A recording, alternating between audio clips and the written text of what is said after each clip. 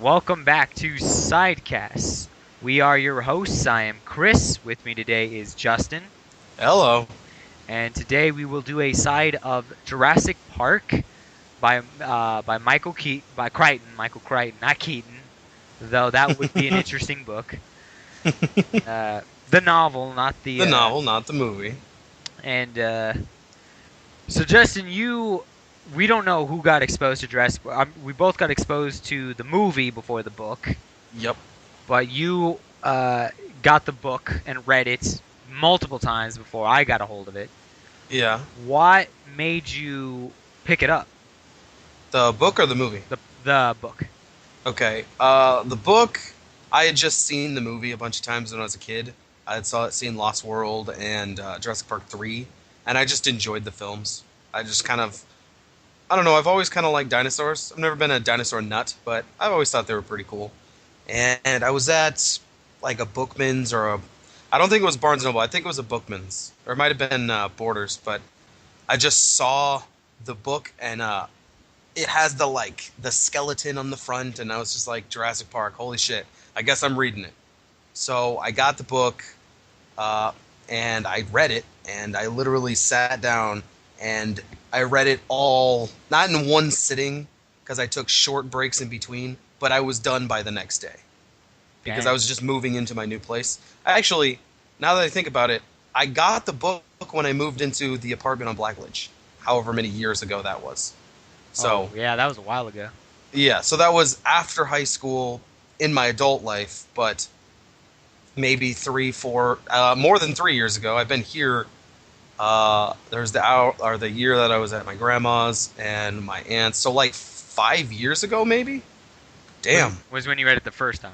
The first time, yeah. Right. And I've read it a few times since, but I really enjoyed the book. I never read Crichton, and to be honest, because I always read like fantasy books and whatnot, I never read anything that was overly like science-y, I guess, like this. Not even like science fiction, but just it was. He goes into detail about things that he doesn't necessarily need to go into detail about. You know what I mean? Right. And that hooked me, and so I just liked it. I read Lost World, and then recently, I got you to pick up the book for the podcast, and so I guess we should say that I've read it multiple times. This is his first time reading it. Yes. And neither of us have finished it as of right now, me rereading it, him reading it the first time. Yes. Uh, What about you? I was exposed to As far as the movie, I mean, like I Jurassic don't. Park as a whole in general, because I saw it when I was like a kid. I saw Jurassic Park 1 at some point in my youth. I don't remember. But I remember watching. When I was older, I went to the Blockbuster, showing my age. And Yeah. I went down to the Blockbuster, and they had all three Jurassic Parks. And Son of a bitch. I remember somebody saying that Jurassic Park 2 was really terrible. But I saw that they had a third one, and I grabbed really it. is. And Nice. I thought it was really good. And I watched the second one at some point later. I was at my parents' place, and it was on TV, and I watched it, and it was not as good. I don't know. I'd have to rewatch them all three again to really tell you why, but We will in time we will. But it's just for the podcast. yeah, Yeah. but it just wasn't as good, and it was probably one of the reasons why I ended up watching it was my first exposure to dinosaurs was either the Flintstones or that sitcom Dinosaurs, and You just kind of like dinosaurs. well, that, and do you remember what was that? It was a dinosaur movie about the dinosaur that was raised by monkeys. No. Okay, What? That was. yeah, okay, so Oh yeah, Dinosaur. Disney's Dinosaur. Disney's Dinosaur. Oh, damn, I forgot that movie even existed. Wow, that came out in like 2001 or something. Damn, Early 2000s, yeah. Yeah. And I totally. What about We're Back? A dinosaur story. that was tale or pretty whatever. good. Though Land Before Time. ooh, heartstrings. There's so many. Yeah, there's so many great old school like dinosaur related things from our childhoods. Yes. But yeah, same thing with me as far as Jurassic Park the movies go. I just saw them when I was a kid, and I just like dinosaurs. And I think the thing that solidified the fact that I really liked the Jurassic Park movies and eventually got me to read the book was that scene in the Lost World with all the velociraptors in the Oh tall yeah. grass when they all just come in from every angle and it does the top down view and Yep. the group is just walking in a line and then they're leaping out of the grass. That was pretty great. That was awesome. So So I've just liked raptors since, I guess. I mean, and by raptor I mean velociraptor, not bird of prey. But I do like birds of prey also, particularly owls and eagles and hawks, golden eagles. So you, the beginning of this book actually has an intro, which I did not read because I never read intros to books because they add a little bit more. But unless I really enjoyed the book, I just don't read them. Yeah, because you're a piece of shit. You're garbage. Yo, garbage. Well, Uh, I read it. so what was it about? It's basically just about how genetic research before what it, actually I have the book right here. Before a certain date was typically just kind of done for the good of mankind. Right. 1953 to 1976. For a long time, whenever research was to be done, it wasn't to get money. It wasn't for any monetary value. It was to just help people, probably funded by the government or the monarchy or whatever was in place at that.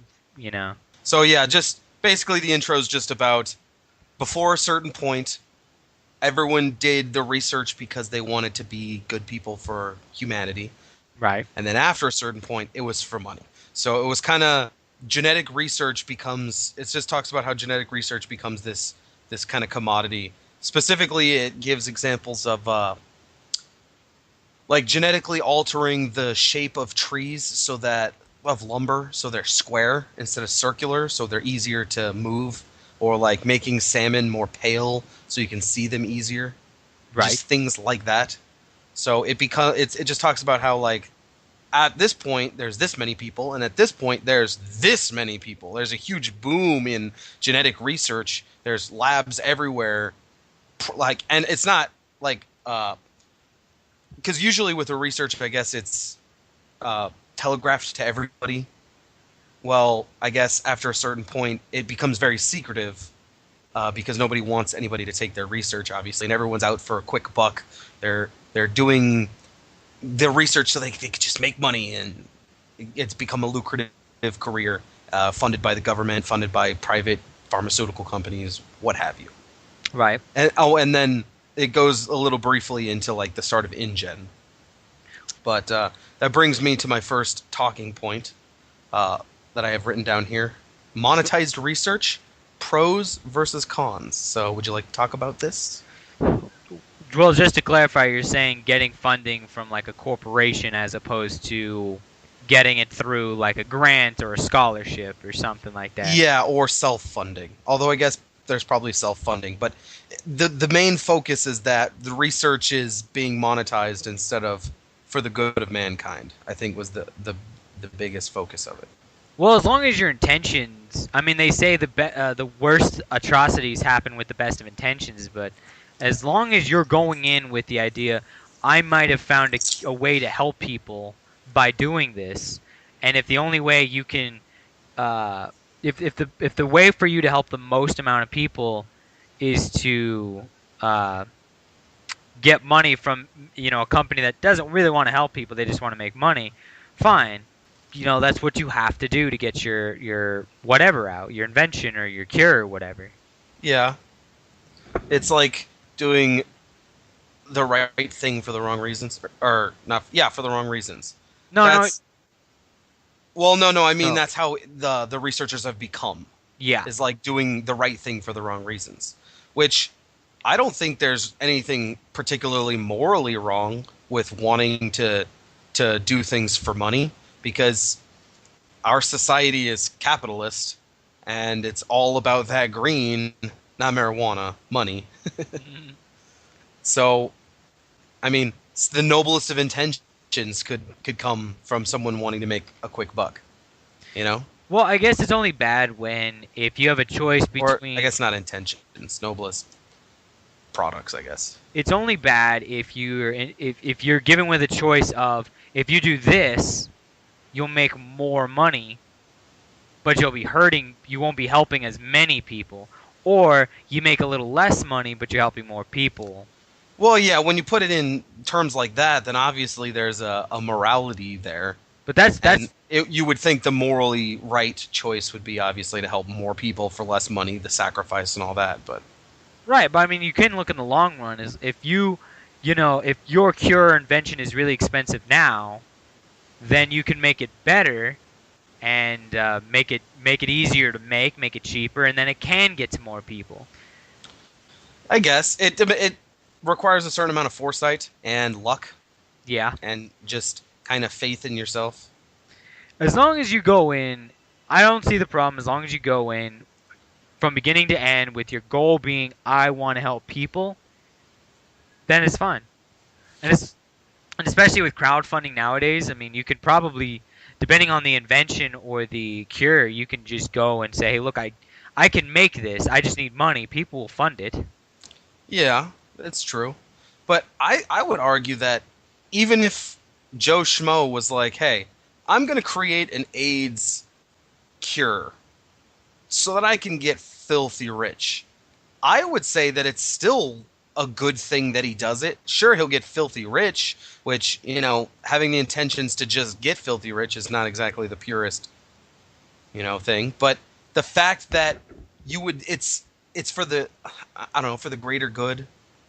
Asshole gets rich, but everyone gets no more AIDS. So, Well, as long as the guy was willing to make it affordable. Like, if he decided, so I made this cure for AIDS, but I only want people with, I don't know, people with an IQ of above 150 to have it. Well, that's pushing it. now you're being picky. Now you're not letting anyone. You're doing, which it's his right, I guess. It is Because it's his his commodity. right, and but he'd get a lot of. You'd be like the most hated person in the world. Someone would kill him. Oh, most definitely. Just It would happen. The government would fucking take him out. if for no other reason, just because A, he's being a dick, and B, because that cure needs to get out. Yeah. If the commodity or if say a person makes an invention for the betterment of mankind, but they want to hold on to it because they just want money. Right. The fact that it's so good for mankind far outweighs the person's personal stake in it, I guess. I mean, it's not good that people will show up and take it from him or take him out or he'll get black bagged or whatever. Right. It's not a good thing, but the fact is I would argue that he was doing an even worse thing that would justify it. For the greater good, obviously. Right. And think But that doesn't mean I would have to like it, but I would be in favor of something of that caliber. if the guy was smart, though, which if he cured AIDS, he'd probably be pretty smart. Oh yeah, I All would imagine. all he'd have to But do he is randomly stumbled into it. He was like a janitor cleaning a lab, and he fucking tripped, and a lightning bolt hit him, and cured AIDS, and he became the Flash. I was a man with AIDS, and then I became the Flash with no AIDS. Chemicals hit him, and a lightning bolt hit him, and boom, there you go, no more AIDS. But if he was smart, he'd go and be like, "Look, I'm the scientist who cured AIDS. Hire me. I'm the probable. Come on." Yeah, people. He wouldn't even need to say, "Hire me." Hey, I'm the guy who cured AIDS, and then all around him, he would just be showered with job offers. Pretty much. So, yeah, I guess we're good to move on to the prologue. Well, just a closing thing. Monetized research, there are pros and cons, obviously. I'd say the pros far outweigh the cons. Particularly, I say the biggest one, well, maybe not the biggest one, but if only for the fact that because there's incentive that it possibly could be lucrative, more people would be willing to attempt their endeavors. Like, if there's, again, Joe Schmo, he's like, I want to create a cure for AIDS or cancer or what have you, but I don't have the money. I could take a big risk and I won't have any more money, but it'll be good for everybody.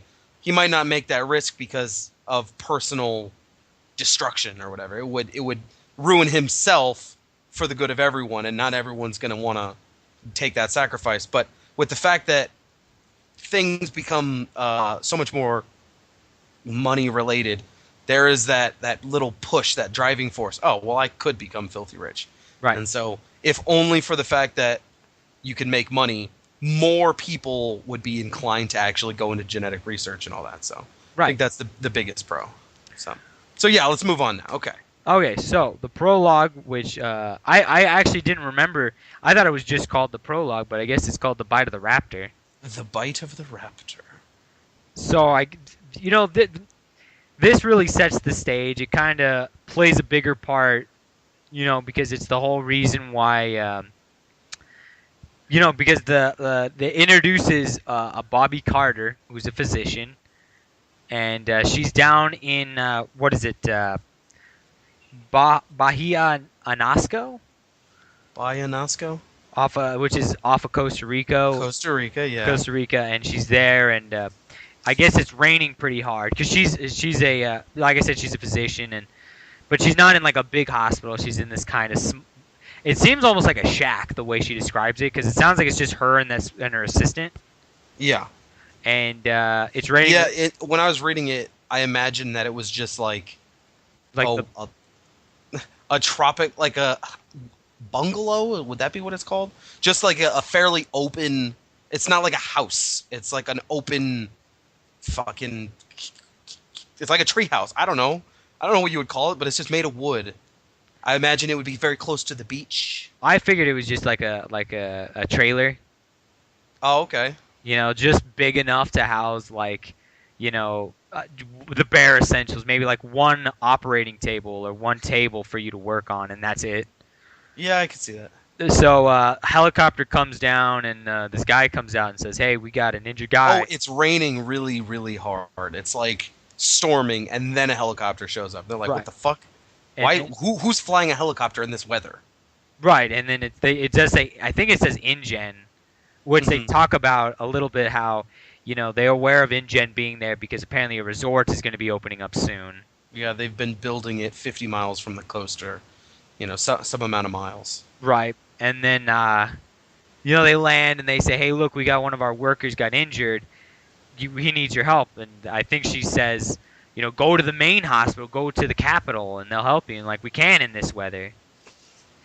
It's like, yeah, that's kind of true. That's just a little bit true. And then, so they check him out, and he's got this big. I want to say he's got a big gash across his chest or his abdomen. He's like completely torn up.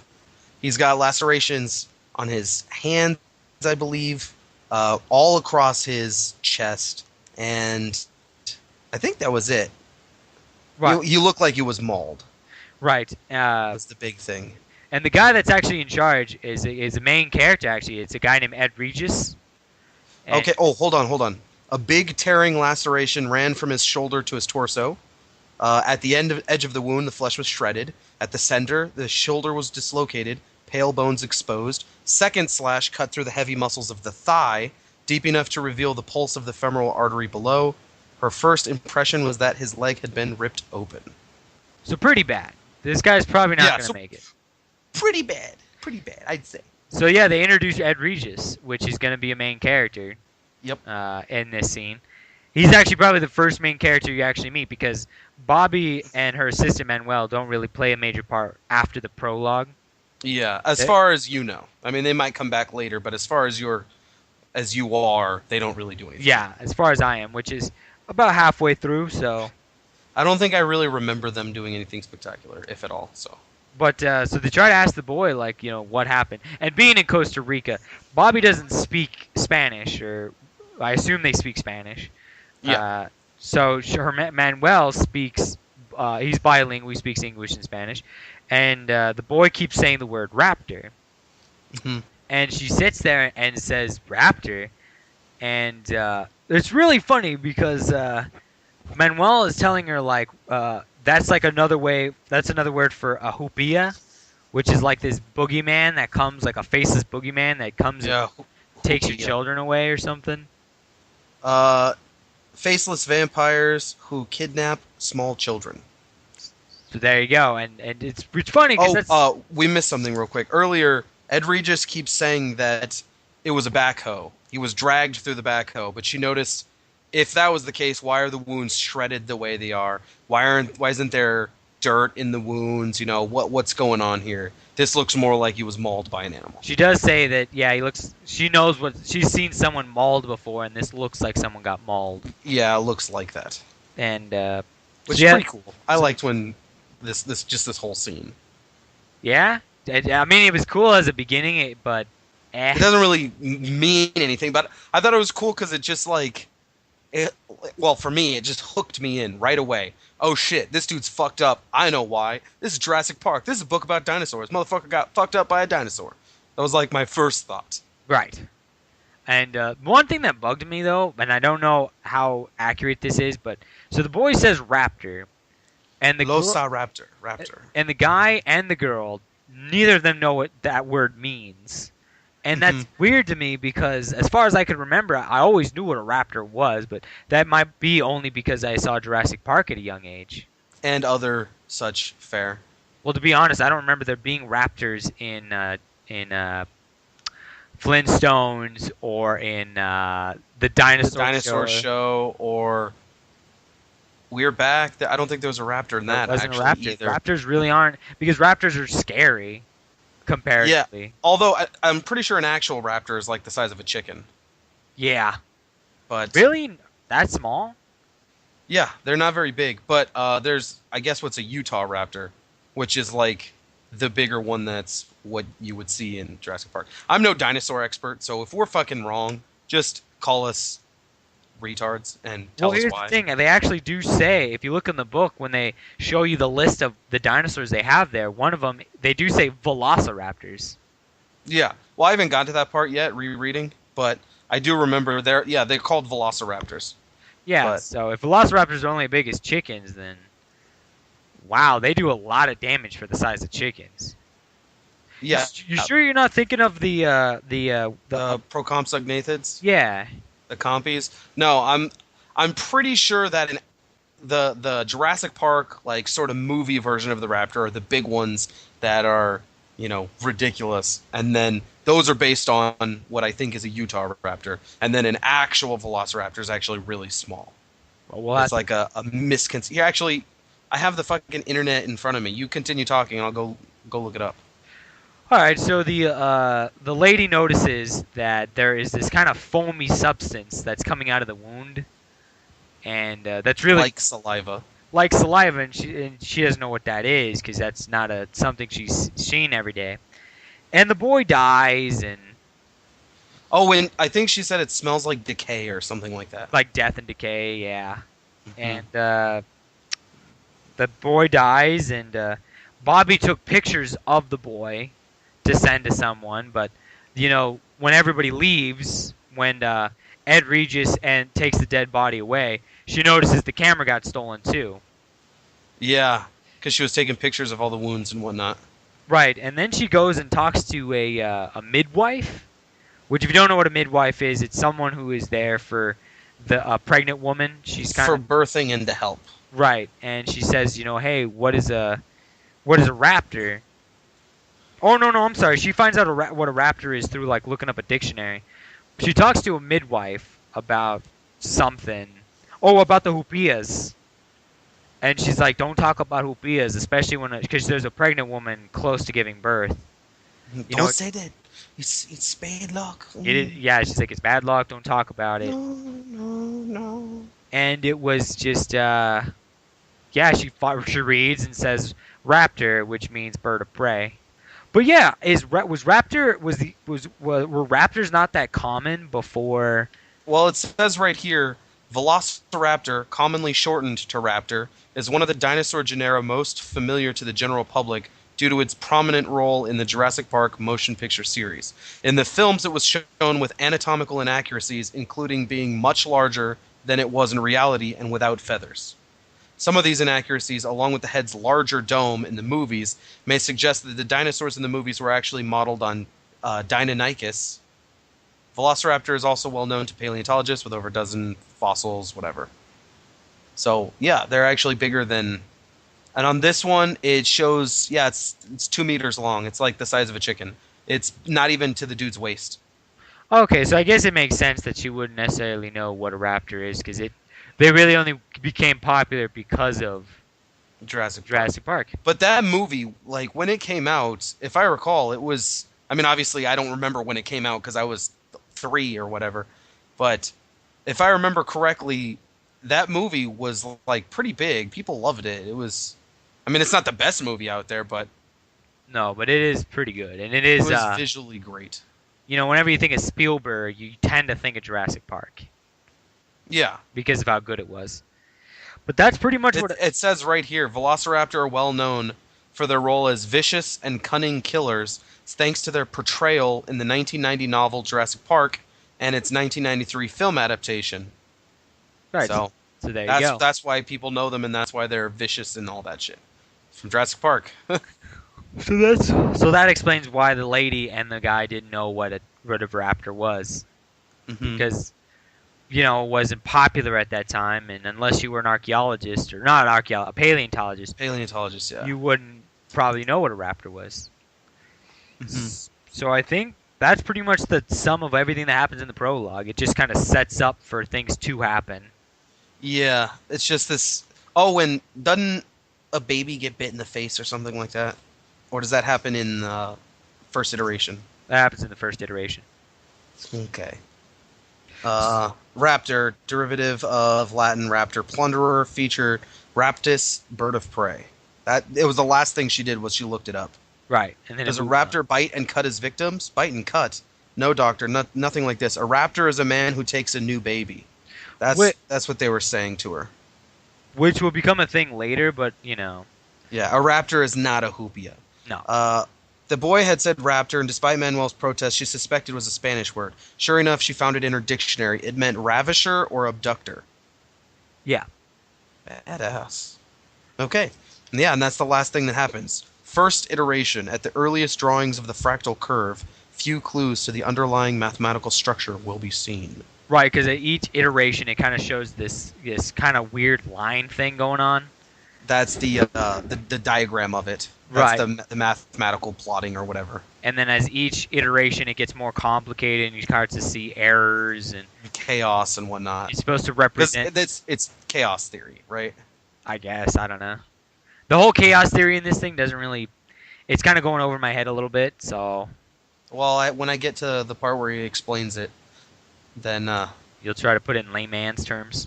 yeah, when we get there and we do the part on iteration, we'll probably do iterations 2 and 3. Well, Next. those are. Because they're both longer, but I mean in the next video. Because this one we're gonna end after we finish iteration 1. Right. But I'm on here on the Utah Raptor page, so this one, oh shit, size of the largest known individual of Utah Raptor compared to a human. The difference in this one, it's not like the Velociraptor, which is not even to his his waist or his midriff. Right. It's taller than him. It's substantially bigger than the person in this thing. Wow. So I guess Utah Raptors are gigantic. Oh, okay. so there you go. So, And I kind of learned it in the last one, but Deinonychus is what the raptors in Jurassic Park are kind of modeled after. right. So, okay. So First the iteration. First part of the first chapter. Oh, I wait, guess. hold on. Shit, I totally forgot. I have a talking point here. I only wrote 2 down because I didn't write any for the first iteration, but raptors and wounds mauled. Let's just talk about mauling. I guess my idea was just to talk about mauling and raptors in general, how they kill people and whatnot, or as far as we know, how they kill people in Jurassic Park. Well, I guess as far as I'm at, the raptors that I've seen only really go for baby. They apparently go for babies, sleeping children. No, babies and like sleeping like old people. I thought those were the compies that did that. Was it the compies? Because Yeah, compies are super small. Yeah, and they bite you, and it puts like a venom into you. I think it said that it's not unlike cobra venom, but it like kind of not paralyzes you, but I thought that was a different one. what's the word? I thought that was Relaxes. What isn't that the different one? The one that spits in your face and blinds you? No, I haven't even got to that part yet. Okay. Yeah, those ones. No, that like they spit the poison, but the compies, they like nip at you. Because remember, it kept saying that like there were multiple bites. Like the little girl, she got bit multiple times all over her arm or whatever. Right. And it's like a paralytic poison, but it doesn't paralyze you. It just kind of. I'm blanking on the word, but it like relaxes you. It puts you into kind of a stupor and kind of causes you to fall asleep a little bit. Well, so for mauling, I don't know. I've never been mauled. I guess when you're mauled, you just get really you get attacked by an animal and he goes to town on you, and that's It shreds the flesh. shreds you, I'm bites sure there's a you. lot of bleeding. I'm sure Right. there's a lot of. But I think the raptors, and also I read it on that wiki. They like leap. They tackle prey. They leap up onto you. You put your arms up. They land on you and they lacerate you with those fucking claws. Right. The foot talon or whatever, the foot claw. But as far as The famous one from the movie. yeah, the tap tap tap when they would go through the kitchen. Yep. But In kitchen scene. but I really don't know that much about like where I'm at. The Raptors, Animal attacks and stuff. the Raptors don't seem to. They tend to move very very fast because. Oh, yeah. They tend to. I guess they're nocturnal, so they mostly hunt at night. Hmm. And They're really intelligent. they are super intelligent, and then for dinosaurs, and then they hunt in packs. Hmm. That's about the strength of my. They're actually. I remember a couple of really cool scenes. You're gonna enjoy them later, but the raptors when they hunt, they're pretty cool. Okay. They're pretty awesome. And you remember the famous scene in Jurassic Park with Muldoon when he puts his hat there and then waits, and then it comes out next to him, and he's like, "Clever girl." And then they Clever fucking girl. kill him. That is one of the more famous quotes from that movie. Yep. Uh, Dude, raptors are they're just cool. Or at least the Hollywood representation of raptors is just fucking awesome. yes. They're brutal. And I think the thing is they're very vicious. Like they just tear you apart. Okay. And actually, if I remember correctly, there are parts where the raptors like snap at each other because they're vicious as fuck. They're Yes. just cold-blooded killers. So, are we good to move on to the? Yeah, sorry. Okay. I forgot I had seen that. So yeah, first iteration. You So go. You so- got the notes. So the first part of first iteration is called Almost Paradise, which Mhm. one common theme in this book is that the titles of the chapters is usually where it's taking place. Yeah. You It'll know, say like the lab or they say the control a lot. yeah, the control. You know, but this is actually the only one that's not. It's called Almost Paradise, but it's actually a beach.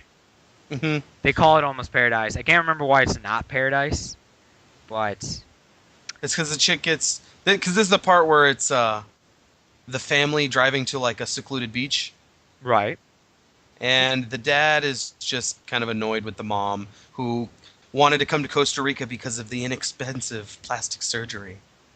And Right. the daughter has like a school project where she's taking down animals. Right. So then they go to this secluded beach and they're like, all right, let's have ourselves a picnic. They do. And the little girl like runs off and she finds a compy. Right, just to It's give like, an holy idea. shit. That this little girl, her name is Christina, by the way. She's Yeah, just this little 8-year-old girl, and she runs off, and the mom is very much like, you know, she's constantly worried about her. Where are Like, you at? Well, she is an 8-year-old little girl. that's true. In Costa Rica, which I think these guys, they are American, so. Okay, yeah, so there would be some kind of bias there. She would, especially considering she seems like the type to be maybe a little racist. Well, I was just getting at that it'd be one. Because she seems vain. Not that vain people are racist, but she's like, oh my god, this is a scary place. I don't know this place. There could be people here. There could be animals here. I don't want her out of my sight. And she's a little girl, but Well, I was gonna say it's because she's a little 8-year-old American girl in a place that doesn't speak English. okay, but they're way away from like civilization, That's true. which I guess also makes my racism point moot. But I still Uh, stand by it. Damn it. But really, yeah, all that really ends up happening is they run into a compy. Well, actually, we don't even know what it is at this point. We know it's a compy later, but the way it says it is she meets a bipedal lizard that's about a foot tall. Yep, it's And brownish with dark green, not spots, not stripes on its back. Where was it stripes? You know, I want to say, and it has 3 toes instead of 5, which typically they have 5. right. And that's pretty much all that. Oh, I think at the very, very end, she gets bitten. I don't think you see her get bitten. I think she like screams or something. Right. But And that's pretty much which it. which actually was made a scene in the Lost World. Right. They don't put that in the first Jurassic Park. I don't know why. I have to watch it again, and maybe it's for And the it's fun not the time. same. The scene is also different. Obviously, they land on the beach and they have their own boat and all that shit, but it's essentially the same scene. Oh, It's because, if I remember, they don't have any compies in the first Jurassic Park movie. really? Not even one? Wow. Yeah, I don't remember any. But yeah, the last sentence right before Punta Arenas is she was screaming. Oh, okay. From down the beach, carried by the wind, they heard their daughter's voice. She was screaming. So kind of like the prologue, this is just another thing that happens that pushes the events forward that lead to the main characters getting to Jurassic Park. Exactly. And it kind of, well, yeah, it does that, but also kind of, it brings the reader along and kind of starts to, I don't know, get them hyped up for the dinosaurs. Okay. Or at least that's how it was for me. It's like, you get this little glimpse, you know it's a dinosaur, but it's like, holy shit, it got out. Holy shit, InGen has made fucking dinosaurs. What the fuck? Yeah, Like, pretty obviously, much. we already knew the whole premise because we've seen the movies, but it's still kind of a cool thing because it really kind of ropes you in. Yeah. The next chapter, which is called what? Punta Punta Arenas? And that's the, I guess, the town that they take the little girl, because the little girl ends up getting bitten by the lizard. Yeah. Spoiler alert.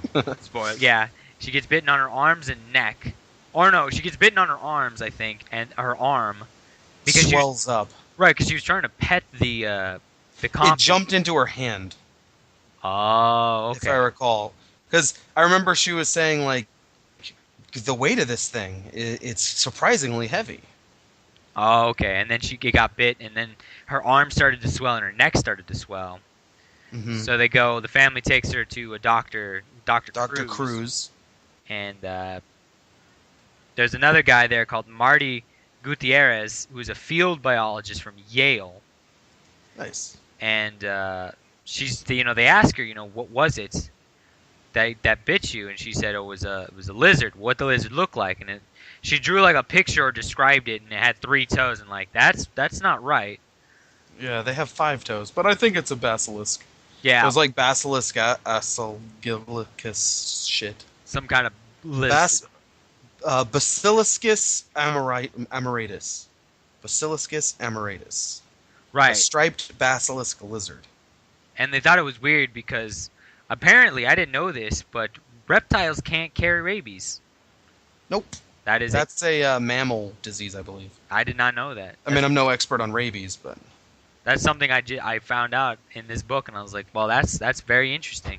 boom, you learned something new. I did. And then really the only other major thing that happens is they took some of the saliva sample from the wound because there was saliva coming out of it, Mhm. and they sent it to the university. Yeah.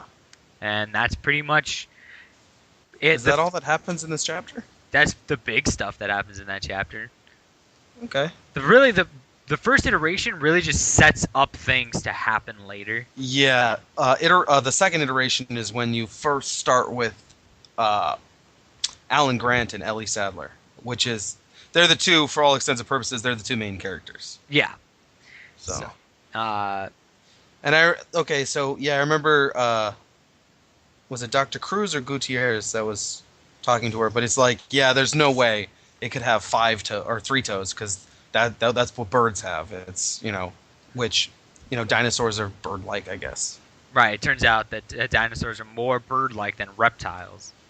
Oh, and I remember she described it as it bobbed its head, Yeah, like a very bird-like, like a a chicken.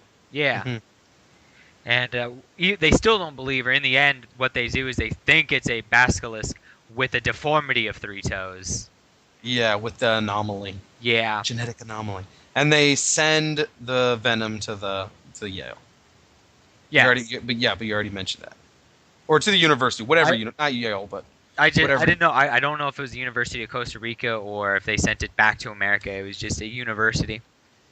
They sent it to be tested. And then so they go. So the next chapter The beach. is called The Beach because they go back to the beach. Marty Gutierrez. Marty Gutierrez goes back to the beach where the little girl got bitten to try to find some evidence, and he finds out by talking to people that sleeping children and infants are being attacked.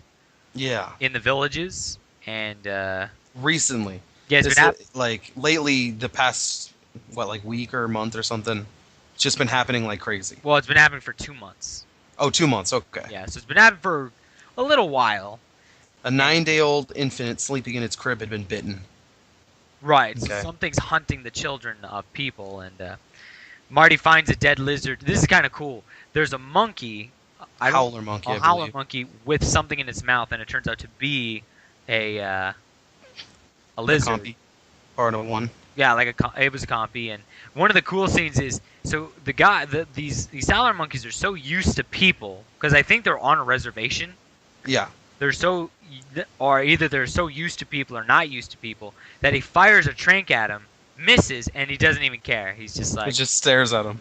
yeah, and then he shoots him again, and then when it hits him, he freaks out and runs off. Knocks the dude out, gets the sample. Right. Knocks the monkey out, gets the sample. And then he knows someone in America called Dr. Simpson and plans to send the remains to them to get it tested to see what kind of... At Columbia in New York, Columbia University. Yes. Edward H. Simpson, Emeritus Professor of Zoology, the world's leading authority on lizard taxonomy. So Yeah. he sends it there. And I remember there's let me find the sentence real quick, but it's funny because it's about okay, right here. If there was one howler, there would probably be others in the trees overhead, and howlers tended to urinate on intruders. I didn't know that, but I guess howler monkeys piss on people. Huh. So awesome. They like to piss on people. But then again, other monkeys Good. throw their poo at you, so I guess... It's not too out of the ordinary. Right. But so then the next chapter is New York, obviously taking place at the university. And The Tropical Diseases Laboratory. pretty much. And they do receive the sample, and yeah, that's really all I've got. I put a note down saying the lizards kill the baby from before, so they do. Mm-hmm. That's pretty much all I got for that. I mean, they get it. Basiliscus amoratus with 3-toed genetic anomaly. That's what they sent. I remember it was just kind of... The feeling I got throughout the first iteration was like... It was so close for people to like find out, but there were like little things happening here and there where they're like, whatever, oh, whatever, this is just this or whatever, and they were just not getting it. Right. You know what I mean? Yeah. And it was like, I'm just going to put it in the freezer. And it was like so close to almost being nothing. Right. So I thought that was pretty cool. But yeah, pretty much that's all that happens. I mean, they get it, and they decide not to do anything with it, which is kind of the... Mm-hmm. And then right before that chapter ends, it's Elena opened the door. The infant lay in a wicker bassinet, swaddled in a light blanket. Only its face exposed. Around the rim of the bassinet, 3 dark green lizards crouched like gargoyles. So obviously they killed the baby. Yes. They were ripping the flesh off the baby's face. Oh, brutal. Yeah, tore a ragged chunk of flesh from the baby. Dang. So yeah, that is pretty brutal. And they left bloody 3-toed tracks like birds. End of the chapter. That was another thing I really liked, especially about this first iteration, is just this kind of almost mysterious feel to it. Right. Like something's happening. What the fuck's going on? Obviously, if you don't know, or if you know what Jurassic Park is going in, it's not going to be nearly as exciting. But I just like this idea. Like it's kind of stringing you along. Right. It's like, oh, I know. These are fucking dinosaurs. Yeah, I mean, the first iteration is 30 pages long. Yeah, it's not long at all. The second and I think third are both 100 pages long, so, you know. And for those ones, we probably won't go chapter to chapter. We'll just cover bigger things. It's just the first iteration's so short. Yeah. But right before the first iteration ends, there's the last chapter, which is called The Shape of the Data. Mm-hmm. Shape of the Data. And what you learn in this is that the saliva that they keep finding on the victims contains venom and artificial properties, things that you wouldn't normally find in nature. They'd have to be man-made, Hmm. and so that's why they swell up and Oh, and it has a huge, great deal of serotonin with a molecular mass of 1,980,000 proteins. which And is it was also very similar to, I want to say, cobras. right. And there's a technician called Alice Levine, and Uh, how does it have an E on the end? it does not have an E at the end, so Then probably it's 11. 11. Yeah, probably 11. And she makes a suggestion, looking at the way the shape of the X-ray of the lizard is that it's a dinosaur. She says this looks like a dinosaur, and Yeah, my kids draw them all the time. yeah. And then Stone, What? No, it fucking isn't. What? Dr. Stone doesn't believe her because it'd be preposterous for She's them. like, no. I got 2 boys, so I'm a fucking expert. So that's a goddamn dinosaur. It's like, no, you don't understand. This is not just some kid's picture. This is fucking. This was found somewhere. She's like, I don't know, whatever. And then they kind of get that like, huh. It gives them the idea that maybe this is a fucking dinosaur. Right. But again, that's pretty much it. As you notice, the main characters don't even show up in the quote-unquote main characters don't even show up in the first iteration. Nope. You have to wait about 30 pages. But literally, the very beginning of the second iteration is the introduction. Is them. But In what is it, Snakewater, Montana? yeah, But yeah, it literally ends with them. This iteration literally ends with them just like, all right, let's just have somebody check it out. Let's just see. pretty And much. he's like, no, we're not gonna do anything. We're just gonna. It's not a dinosaur. It's a lizard. Whatever it is, it can wait until Dr. Simpson gets back from Borneo to identify it. That's final, Alice. This lizard's not going anywhere. Boom. End of the first iteration. So it's kind of stringing you along the whole while, like someone's gonna figure it out, and then someone does figure it out, but they kind of dismiss it. End of the iteration. Right.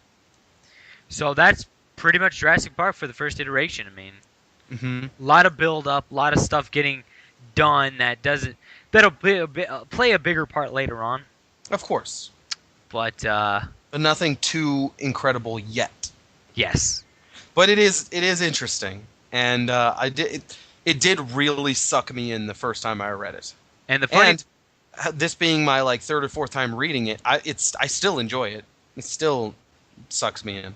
the funny thing is, the first 30 pages are all not in the first Jurassic Park. So if you watch Jurassic Park, the first movie, and then you go and read this book, the first 30 pages are all stuff that didn't happen in the movie. Yeah. So what the fuck is this shit? This is all just stuff that they took out. Because it wasn't necessarily. It wasn't necessary. Yeah, because it's they're still going to end up going to Jurassic Park, and the stuff was still going to end up happening. Mm-hmm. But Plus, in a movie, you want to get to your main characters faster and all that. You have a limited amount of time, so the movie just, if I remember correctly, it just starts in Snakewater. no, I think no. It starts with. It starts with. Well, it starts with that raptor attack, but Yeah. I mean, the movie starts in Snakewater. Yeah. It The skips story straight, starts. pretty much. And none of these characters that they introduce really play that much of a role once they get on to Jurassic Park, except for Ed Regis. Yeah, except Regis, which, if I remember, he's kind of a douche. A little bit. A little bit. A little bit. But, Who isn't these days? so, yeah, that's about it. And expect us to do essentially the whole book sooner or later. Yeah, and then a comparison of, well, then the movie, and then comparison of the two. And then eventually we'll probably do Lost World, and they don't have a book for the 3rd one, but No, we'll probably just tag that along with the... but that's all down the line. We won't do that for some time. Pretty much. But, if you liked us talking, this is probably our shortest episode since probably. episode 0. And It's because we're doing the very beginning of the book. There's not a whole lot. pretty much. And if anybody cares to leave us like feedback, let us know if this is a good format for this. Basically, what we're doing is we read a section, talk about it. Read more, talk about that. And like we I think we mentioned earlier, we'll probably for the next Jurassic Park video do iterations 2 and 3, which are about 100 pages each. Okay. And then I think there are like 7 total. So we'll probably do 2 and 3, and then in the next one, 4 and 5, and then 6 and 7. Right. So, So if you liked what we do, please like, subscribe. What was the other one? Share. share it, yeah. Yeah, share. Comment, whatever. We don't have a Twitter, we don't have a Facebook, nothing like that. But you show your friends at school or at work, whatever. Who cares? Or show nobody. Just keep it to yourself. Keep it to yourself. Masturbate to it later. As long as you don't go out of your way so no one sees it. I mean, that would be a kind of a dick move. Yeah, that'd be a dick move, bro. Unless it's for the greater good. Unless it's for the greater good. But we are the greatest good you will ever have. So. Yeah, actually that is a fact. Yeah, there you go. That is a quantifiable fact. There is evidence for that. We are the greatest good. But we were your hosts. I am Chris. Thank you for joining us. With me today was Justin. Of course. It's me. And we will see you next time. Oh, before we end, I'd like to say something from the very beginning. There were 2 quotes right before the introduction that we didn't talk about. We don't need to talk about them, but I'd like to say them because they were pretty interesting. Okay. The first one, reptiles are abhorrent because of their cold body, pale color, cartilaginous skeleton, filthy skin, fierce aspect, calculating eye, offensive smell, harsh voice, squalid habitation, and terrible venom. Wherefore their creator has not exerted his powers to make many of them. And that was Linnaeus, 1797. The second quote being, "You cannot recall a new form of life," by Irwin Chargaff, 1972. Okay. Which I don't know the significance of those, but I thought they were pretty cool. I agree. I guess I agree a little bit with it. I mean, I think why we tend to go towards cats and dogs is because they're mammals, and we're mammals. They're warm-blooded, so we kind of have that kind of going on. But reptiles are such a different species altogether. And they're just crazy. Yes. They're crazy, man. But yeah, I guess we'll go on that. Reptiles are crazy, man. They're crazy, man. All right, we will see you guys next time. Peace. Peace.